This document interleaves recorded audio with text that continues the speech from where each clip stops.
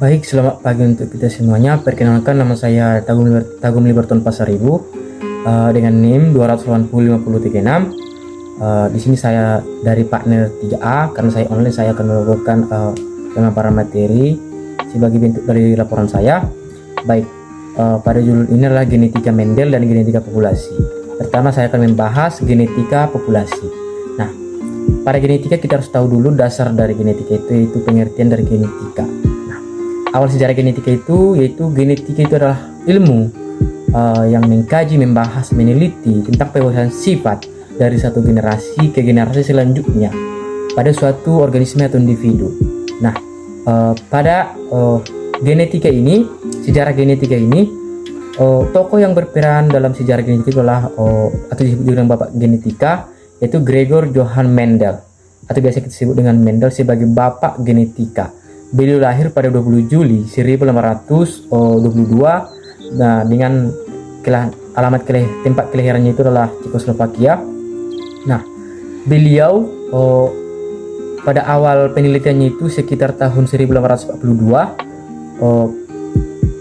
dia melakukan penelitiannya dan menemukan prinsip-prinsip, teori-teori, dan rule atau hukum tentang genetika. Berdasarkan penelitiannya itu, pada sekitar 1842 ada beberapa prinsip dia kemukakan, dan pada penelitiannya itu sampel yang digunakan adalah kacang ercis, di mana alasan reasonable-nya itu pada penggunaan sampel kacang ercis, Mendel menggunakannya itu karena beberapa alasan, yaitu karena kacang ercis sangat kontras sekali, memiliki kontras yang sangat tinggi terhadap sifat-sifatnya, sehingga mudah untuk diamati dan analisis pada fenotipnya, umpamanya pada bentuk, warna, ukuran, batang, daun, dan sebagainya, biji, sangat mudah diamati, sehingga sangat easy untuk melakukan penelitiannya.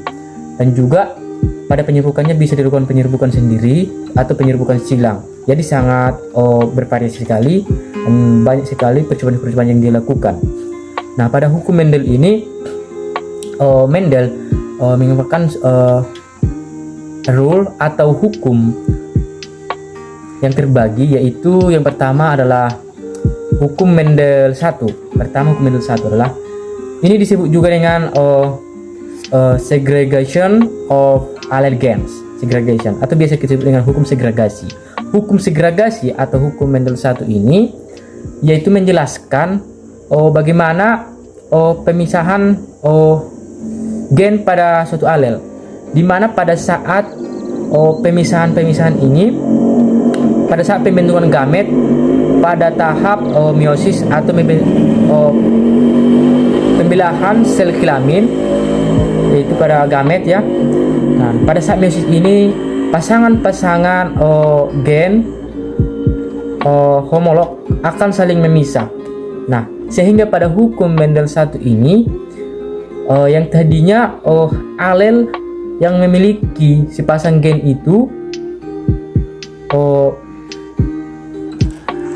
setiap gennya itu yang dari diploid itu akan memisah ya. Pada setiap alel yang memiliki sepasang gen akan memisah, sehingga akan dari diploid itu akan menjadi haploid atau 1N. Nah, dengan demikian pada hukum Mendel 1 ini hanya memiliki satu sifat beda, atau biasa kita kenal dengan monohibrida. Nah, pada hukum Mendel 1 ini kita sebutkan dengan monohibrida. Pada monohibrida ini dibagi dalam dua, yaitu yang pertama itu adalah dominansi penuh. Dominansi penuh dia, apa yang maksud dengan dominansi penuh? Dominansi penuh itu adalah persilangan dua individu sejenis yang monohibrida dengan satu sifat beda, yang patukannya itu adalah targetnya itu adalah dengan gen-gen dominan, sehingga pada gen dominan ini akan mendominasi dan akan menutupi secara kompleks gen resesifnya itu, umpamanya B besar dengan B besar dengan B kecil. Nah, B besar ini ya, pokoknya B besar itu adalah tinggi, B kecil itu pendek. Nah, pada postur contohnya postur tubuh seseorang. Nah, gen B yang besar ini akan mendominasi sehingga pada F1 yang akan muncul nanti keturunannya itu adalah yang tinggi, karena gen dominan itu kan mendominasi secara kompleks. Nah, atau biaya pada dominasi penuh ini itu adalah tentang secara muncul dia akan mengalami keturunan itu adalah lebih banyak atau mayoritasnya itu lebih banyak gen dominannya, yaitu yang dengan gen dominan. Berlanjut pada hukum pada dominansi tidak penuh atau biasa disebut dengan intermediate. Nah, intermediate ini hampir sama dengan dominansi penuh, namun perbedaannya adalah patokannya. Nah, ini adalah persilangan dua sejenis juga yang dengan memiliki satu sifat beda atau monohibrida, namun perbedaannya itu adalah targetnya itu adalah memperhatikan dengan gen-gen intermediate, sehingga gen dominan itu tidak secara penuh menutupi gen resesif, mungkin hanya setengah. Kita bisa ambil contoh pada bunga kembang sepatu ya. Bunga kembang sepatu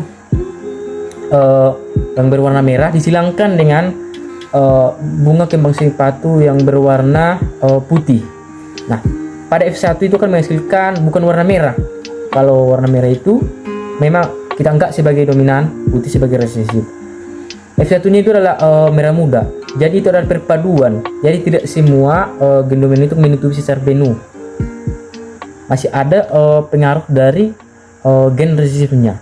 Nah, pada dominansi tidak penuhnya atau intermediate ini ciri khasnya itu adalah muncul sifat baru dia pada keturunannya, ada sifat baru yang mana sifat resesif itu muncul setengah dia berpadu dengan gen dominannya. Atau ini bisa kita sebut F1 nya adalah bersifat heterozigot ya. Umpamanya M besar dengan M kecil dia. Kita lanjut pada hukum Mendel 2. Nah, hukum Mendel 2 ini biasa disebut dengan hukum asortasi ya, atau bisa dengan bahasa Inggrisnya itu adalah independent assortment of gains. Nah, hukum asortasi ini atau hukum Mendel 2 ini yaitu menjelaskan matching atau pengelompokan gen yang bisa dipasangkan secara acak atau random dia, matching randomly, yes, pada saat processing in meiosis dia ya, pada saat proses meiosis atau pembelahan sel kelamin. Nah, pada pembelahan meiosis ini gen-gennya itu bisa dipasangkan dengan gen-gen lain secara bebas ya, pengelompokan secara bebas. Nah, sehingga bisa dikatakan pada hukum Mendel 2 ini persilangan dengan dua sifat beda, atau yang biasa kita dengan sebutan dia dihibrida, dua sifat beda. Nah, contohnya itu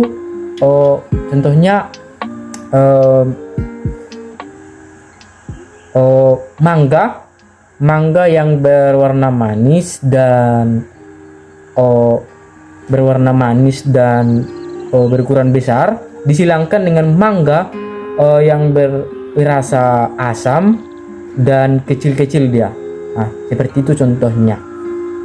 Nah, kita lanjut, sudah tentang rule Mendel, tentang hukum yang dikemukakan oleh Mendel. Kita lanjut pada tes cross atau tes silang. Nah, ini adalah suatu uji coba yang dilakukan Mendel. Itu adalah tujuannya itu untuk mencari individu yang memiliki sifat murni dia atau galur murni, atau bisa disebut dengan homozigot, untuk mencari individu-individu yang memiliki gen dominan itu homozigot, dia murni. Nah, F1 itu disilang pada F1 itu akan disilangkan dengan yang double recessive ya, contohnya itu bisa disangkan F1 dengan umpamanya yang double recessive atau double dominan homozigot ya, tentunya B besar dengan B besar atau dengan B kecil dengan B kecil. Nah, itulah tujuannya untuk mencari galur murninya. Kita lanjut pada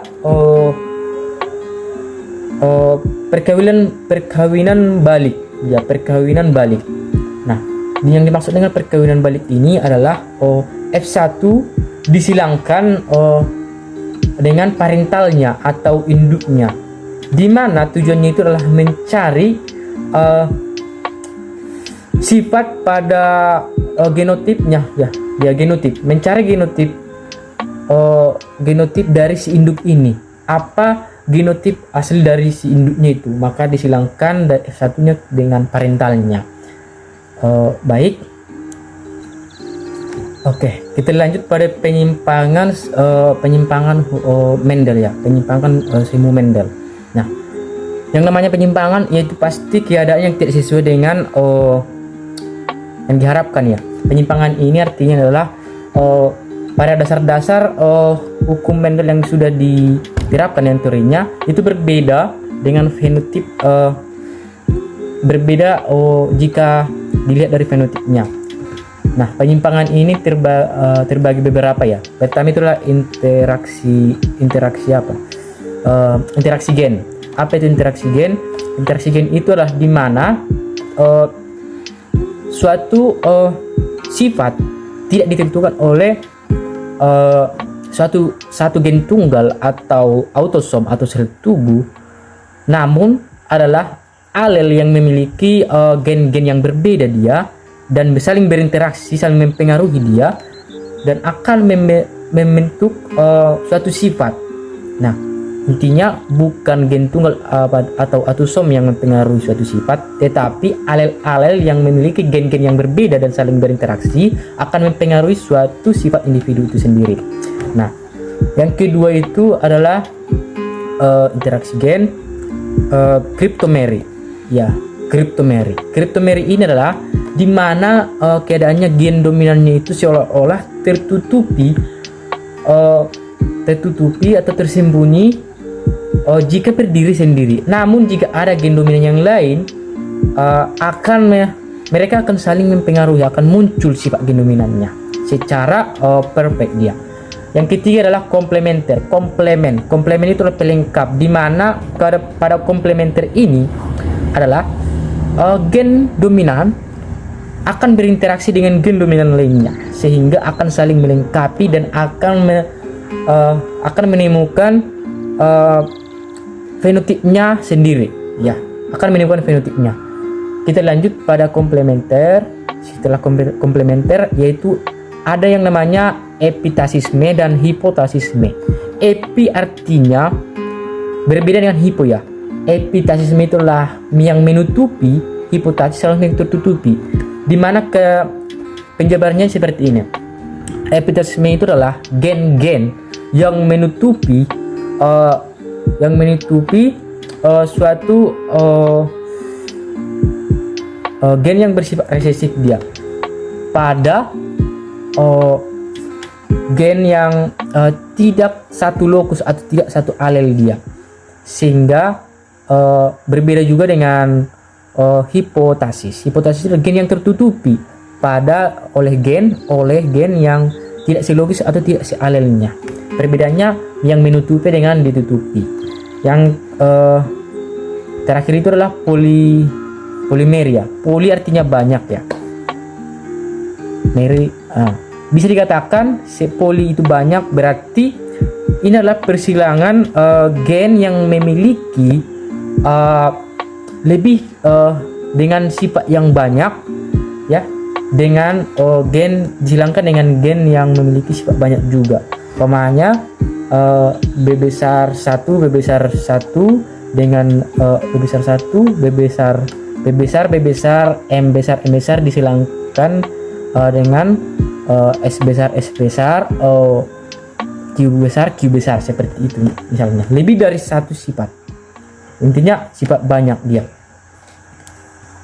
Nah, yang terakhir itu pada genetika mendel itu adalah ada yang namanya itu tes X2 atau biasa kita sebut dengan tes Chi-square. Chi-square ini adalah Chi-square testing ini adalah usually we use to analysis about theories or then practice, atau kesimpulannya itu adalah untuk menganalisis atau untuk menguji coba apakah sesuai, apakah correct dia, apa correctly dengan fenotip dari suatu individu sendiri secara yang dilakukan secara teoritis, apakah sesuai dengan praktek, teori dengan praktek, apakah sesuai.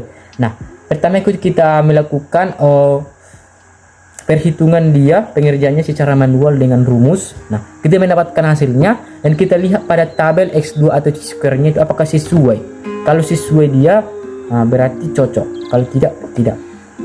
Dan itu adalah untuk menguji rasio fenotip F1 secara teoritis, apakah bisa dipertanggungjawabkan dengan rasio fenotip secara praktik. Baik, itu saja dari genetika Mendel. Baik, saya akan menunjukkan pembahasan materinya itu, yaitu tentang genetika populasi. Nah, apa itu genetika populasi? Genetika populasi itu adalah ilmu yang mempelajari atau mengkaji, dalam arti tujuannya itu adalah untuk meninjau diversitas atau keberagaman alel dalam setiap gen itu dari generasi ke generasi dalam suatu organisme atau individu, yang mana itu terkait dengan peristiwa alami atau non alami yang dibuat atau tidak dibuat juga. Nah, pada suatu populasi itulah yang dinamakan genetika populasi. Dan pada genetika populasi ini ada dua tokoh yang berperan dalam genetika populasi ini, itu adalah Godfrey Hardy and Weinberg.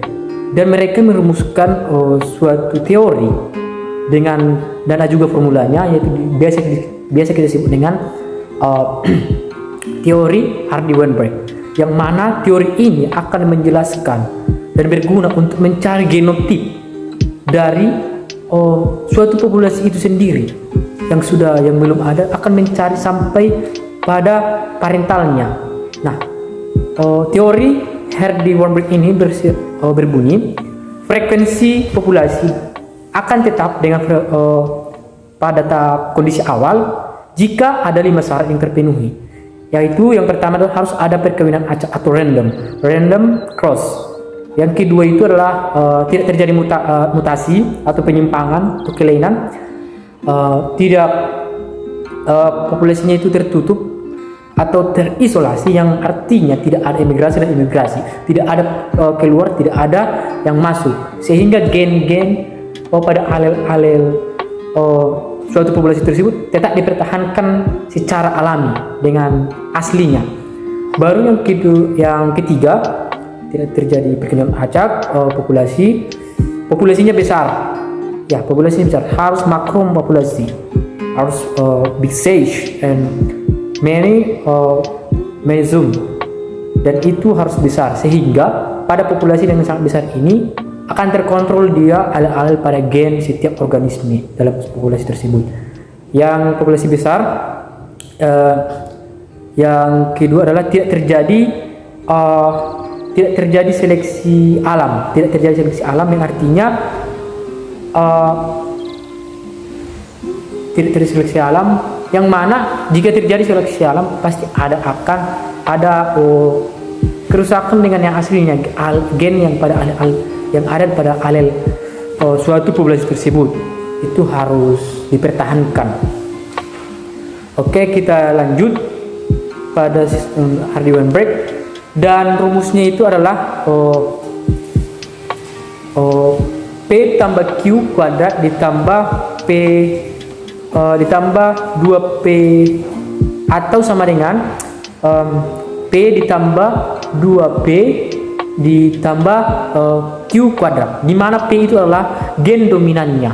Umpamanya A besar dengan A besar, baru yang 2PQ itu adalah gen yang heterozigot, yang dimana contohnya itu B besar dengan B kecil, itulah PQ-nya. Sedangkan Q-nya itu adalah resesifnya, diumpamakan dengan darah AB dengan O-nya itu adalah Q kudratnya atau double resesif dia, berarti gennya itu resesif. Nah, kita lanjut pada genetika populasi ini sendiri. Ada yang namanya itu adalah efek leher botol dan efek pneumo, atau disebut juga dengan efek leher botol itu adalah bottleneck effect and founder effect. And what's the meaning? Efek leher botol itu adalah bagaimana kondisi itu yang terkait dalam seleksi alam, bagaimana suatu alel di dalam itu gen itu mempertahankan keberlangsungannya agar tidak bertahan dari seleksi alam. Nah, itulah efek leher botol. Jadi itu ada yang terseleksi sehingga ada yang tersingkirkan, ada yang tidak terus bertahan. Nah, apa itu founder effect? What's the meaning founder effect? Nah, founder effect itu sendiri adalah gen-gen yang bisa dikatakan unggul karena bertahan dari efek leher botol tadi, di mana efek leher botol tadi menyeleksi dalam satu populasi besar itu akan diseleksi sehingga pasti ada yang muncul yang baru dia, karena ada yang tersingkirkan, ada yang baru. Itulah seleksi alam. Nah, founder effect itulah kebalikan dari bottleneck effect. Nah, founder effect ini adalah porsi kecil, di mana porsi kecil ini sudah merupakan konversi yang baru ya, hal yang konversi yang baru dari seleksi alam tadi, dari efek leher botol tadi. Inilah founder efeknya, porsi kecil dari individu populasi yang kecil, itulah founder efeknya. Nah, saya rasa hanya itu yang bisa saya sampaikan. Terima kasih. Baik, pada praktikumnya itu sendiri, yang pertama itu saya akan membawakannya itu genetika apa ya? Genetika Mendel, genetika Mendel. Yang mana pada praktik ini sendiri itu adalah untuk mencari tahu, contohnya itu pada kemungkinan yang terjadi ya, pada untuk membandingkan dia yang dipraktek dengan apa yang dirumuskan secara hukum Mendel dibandingkan dengan tes chi-square atau x pangkat 2 x kuadrat. Oke, di sini saya akan menyediakan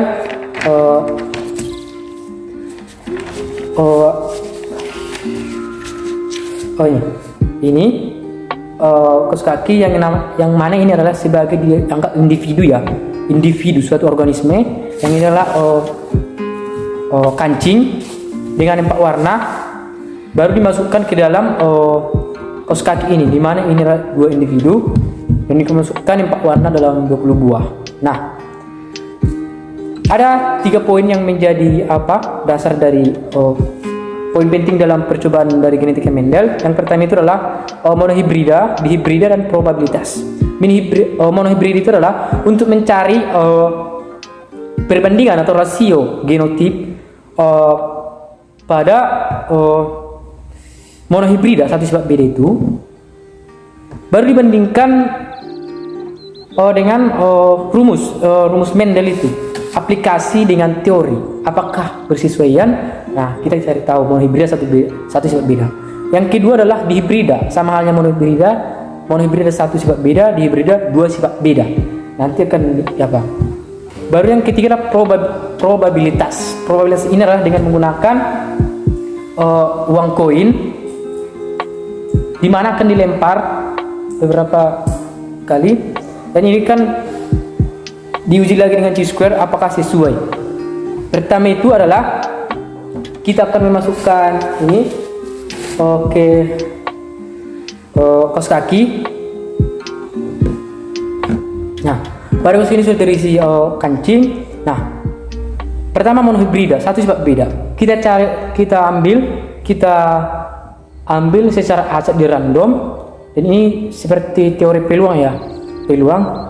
Baru setelah kita baru kita kumpulkan datanya.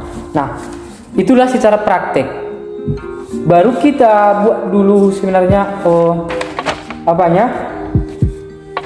pada dominansi ya, dominansi penuh ya, pada monohibrida dominansi penuh dengan dominansi tidak penuh atau intermediat. Nah, pada dominansi penuh kita buat dulu pengerjaannya itu. Contohnya kita ambil pertama, ibaratkan kita merah M besar dengan M besar dengan M besar, putih M kecil dengan M kecil. Nah, kita akan mendapat gametnya itu M besar M kecil, dan akan menghasilkan F1, yaitu ini F1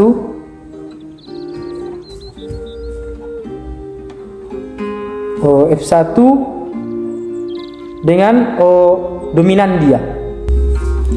Nah, baru kita akan mendapatkan perbandingan dari genotipnya itu adalah genotipnya itu gen berarti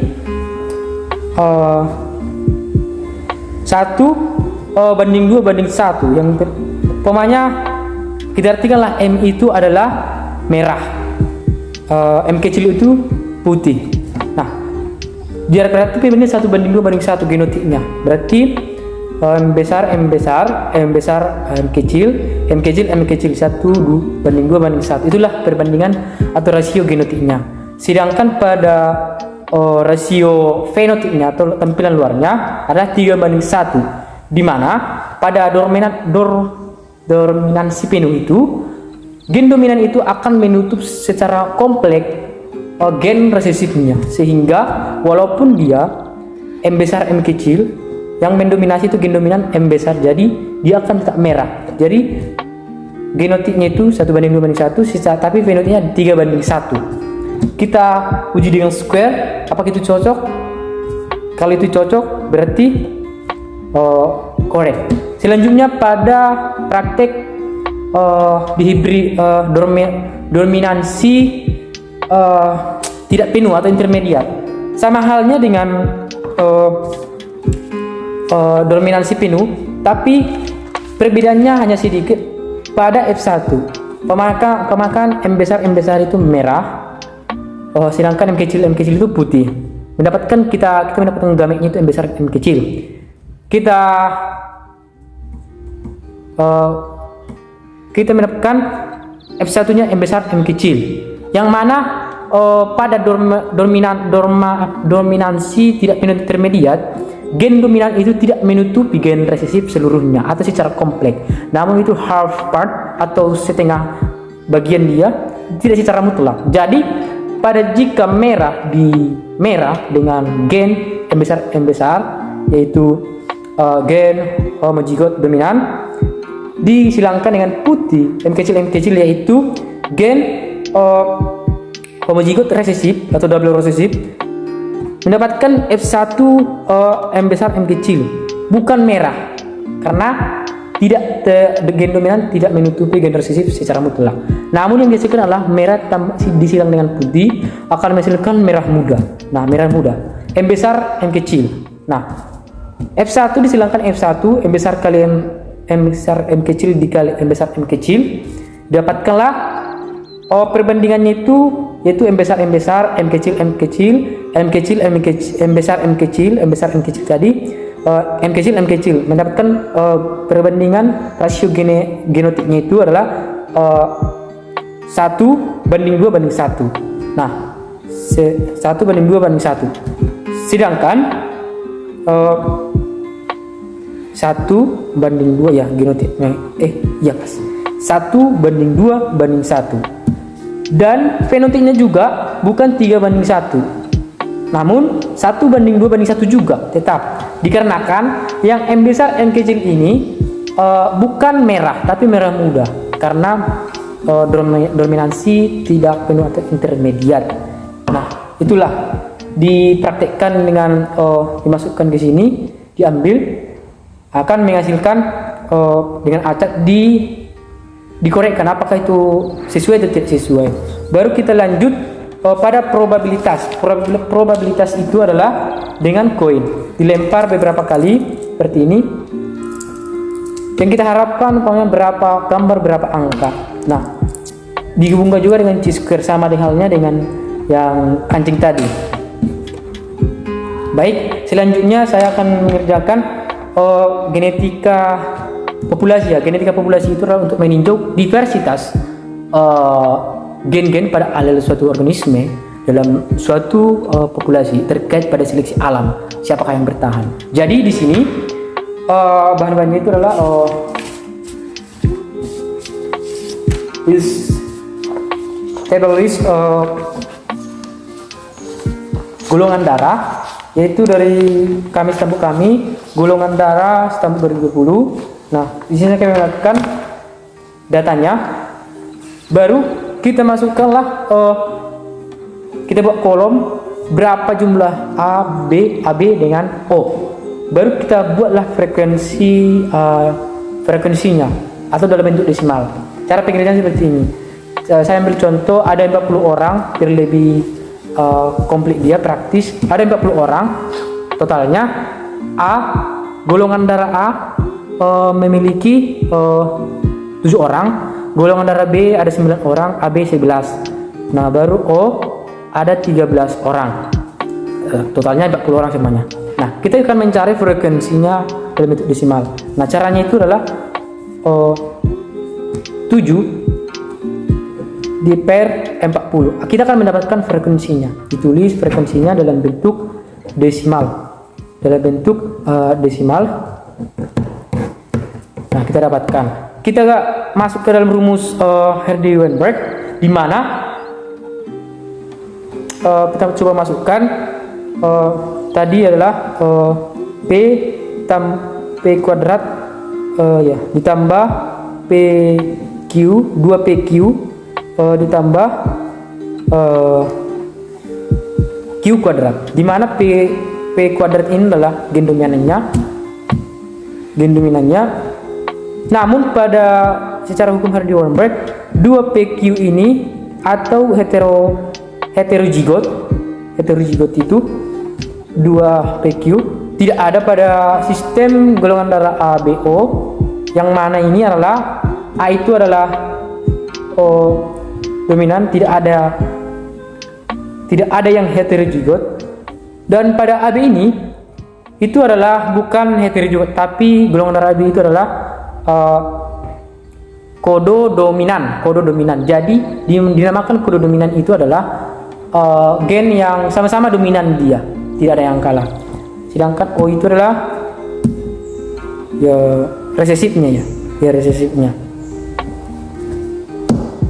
Baik, golongan darah O disebut dengan donor, yang pendonor ya. Golongan darah biasa disebut dengan yang cocok dengan protein yang terkandung pada darah manusia.